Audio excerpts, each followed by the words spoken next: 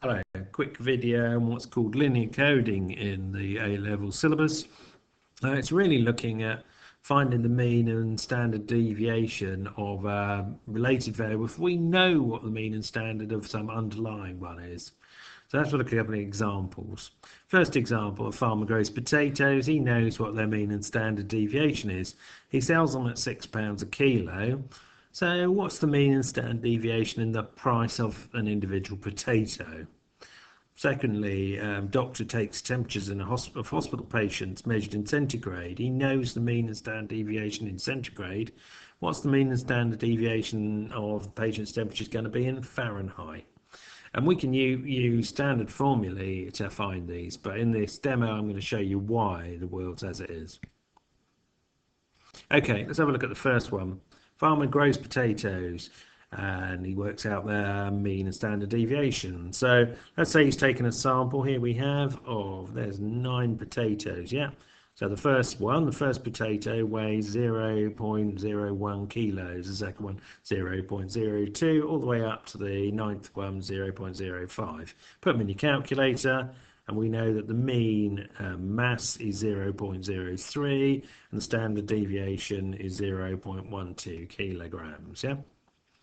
Okay, so let's work out what the price is going to be, and we can just look at each potato, can't we? So the first one weighs 0.01, so that would sell for £0.06. That's 6p, isn't it? The next one would sell for 12p, etc., all the way up to the top one that would sell for 30p. Yeah. And if we just put this row of figures in our calculator, we get a mean of 0.18 and a standard deviation of 0.13. Well, how's that 0.18 relate to the mean mass in kilograms? Well, it's just 6 times that value, isn't it? Because it's 6. We're selling them at £6 a kilo. And what about the standard deviation? Well, that's 0.12 at the top. Multiply that by 6, and we get a standard deviation for the price of 0.73. Okay, so just looking at our formula that we're using then, the price is 6 times the mass. Therefore, the average price, the mean price, is going to be 6 times the mean mass. And the standard deviation of the price is 6 times the standard deviation of the mass. Why is that? Let's have a quick look at a diagram just to convince ourselves of that.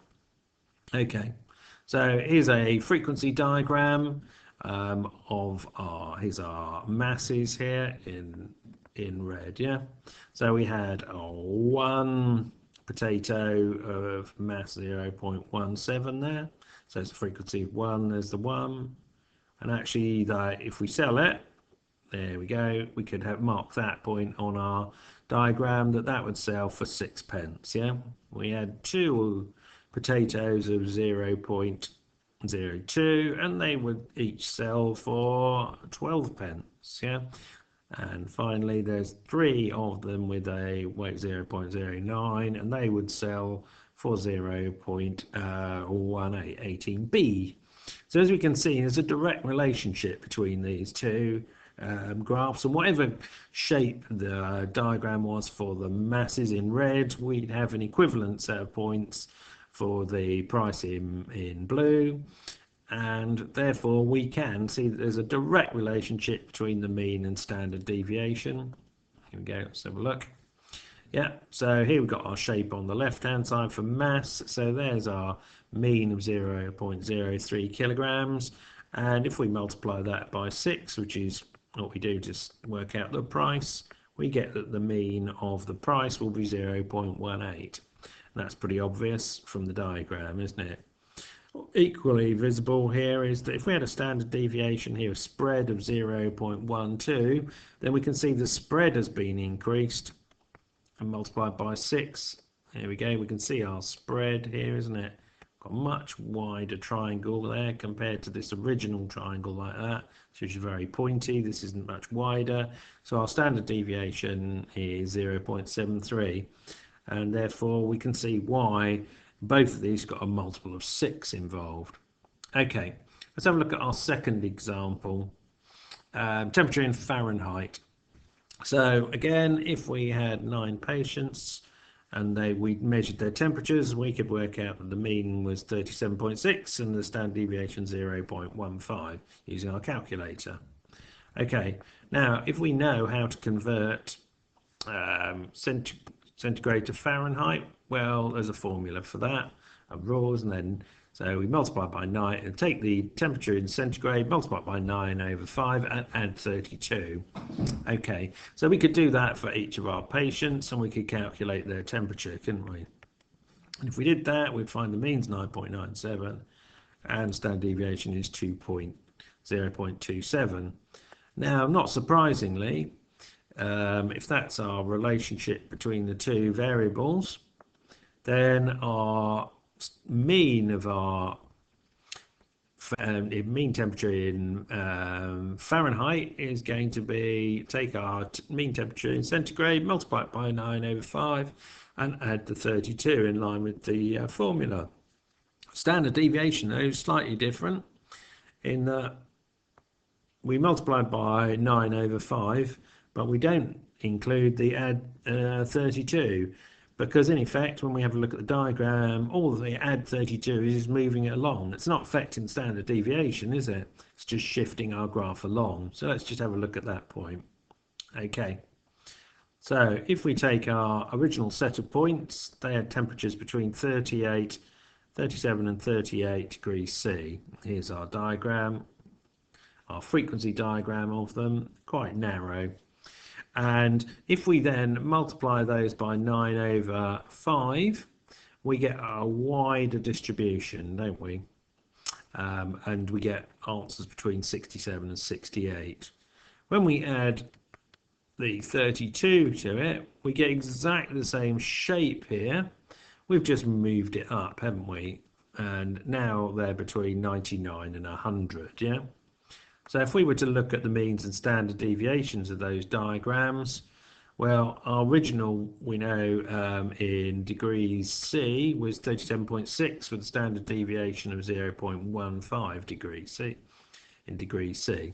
If we then multiply it by 9/5, we increase the standard deviation by that factor, and we would also increase the base value for the mean, wouldn't we, from 37 to 67. Okay, but when we add the 32, well, that has no effect on the standard deviation because the shape remained the same, but we've still got to add 32 to our average, to our mean, so we get up to 99.7 degrees C, yeah? And that probably, I hope that explains, justifies why whilst we add the constant here when we're finding the means, we don't add the constant, involve the constant in this calculation when we're doing the standard deviations, because it's having no effect. So here you are, here's my conclusion.